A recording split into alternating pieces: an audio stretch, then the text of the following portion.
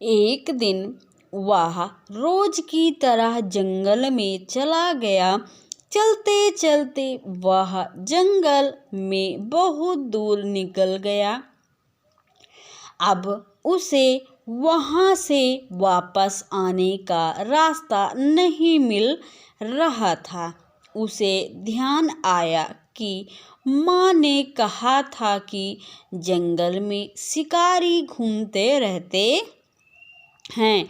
यह सोचकर वह रोने और चिल्लाने लगा, परंतु सब व्यर्थ गया। थक हार कर वह एक पेड़ के नीचे चला गया।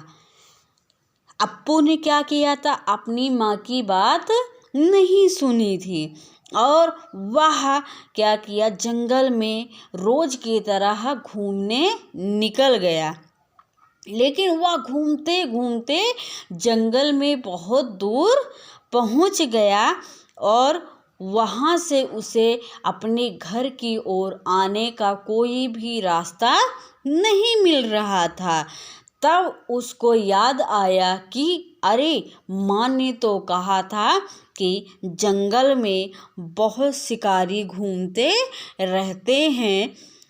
लेकिन अब वह जो है क्या करे, वह चिल्लाने लगा, रोने लगा, लेकिन अब कोई भी चिल्लाने का मतलब नहीं था। ठीक है, वह क्या किया, थक हार कर घूमते घूमते, चूंकि वह थक गया था, वह थक कर एक पेड़ के नीचे बैठ गया। कुछ देर बाद वहां से बंजारों का एक काफिला गुजरा। जब उन्होंने जंगल में अप्पू को अकेले देखा तो उसे भी अपने साथ ले लिया। बेचारा अप्पू चुपचाप उनके साथ चल दिया, क्योंकि इसके अतिरिक्त उसके पास कोई चारा न था। वह थक हार कर अप्पू पेड़ के नीचे बैठ गया।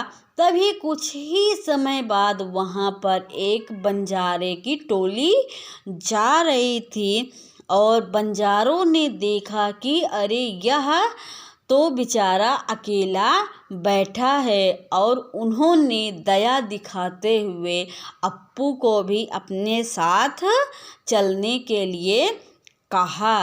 तब अप्पू ने भी सोचा कि यहाँ पर रहने से अच्छा है कि मैं इन लोगों के साथ ही चला जाऊं, और वह चुपचाप उठता है और बंजारों के साथ निकल लेता है, क्योंकि इसके अतिरिक्त उसके पास और कोई दूसरा रास्ता नहीं था। धीरे धीरे दिन बीतते गए। बंजारे अप्पू से बहुत प्यार करते थे। वे उसे अच्छी तरह से खाना खिलाते और उसकी देखभाल करते। बंजारों के बच्चे अप्पू के साथ खूब खेलते थे। अब अप्पू भी उनके साथ घुल मिल गया था। उसे बच्चों के साथ घूमना फिरना और खेलना बहुत अच्छा लगता था। धीरे धीरे क्या हुआ, अप्पू और भी बड़ा हो गया और दिन जो है क्या हुआ, दिन बीतता चला गया। बंजारे जो थे अप्पू से बहुत प्यार करते थे और अप्पू भी बंजारे से बहुत प्यार करता था। और बंजारे जो थे अप्पू को खाना खिलाते, उनकी देखभाल करते।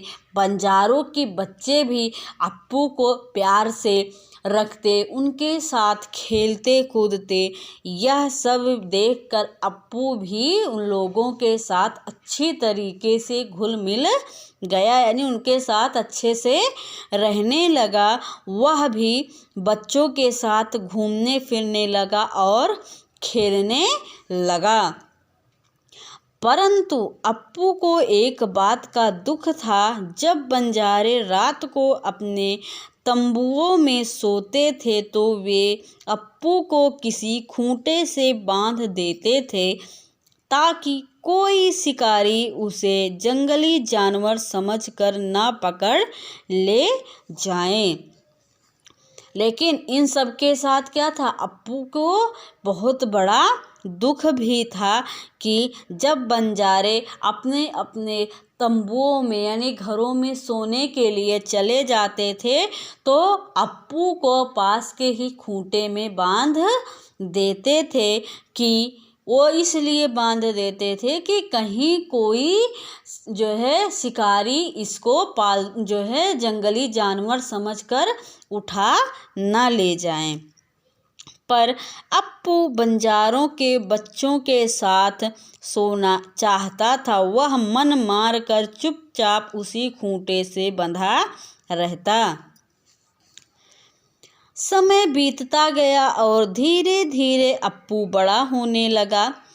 अब वह शक्तिशाली भी हो गया, किंतु उसने बड़े होने के बाद भी कभी रस्सी तोड़कर भागने की कोशिश नहीं की।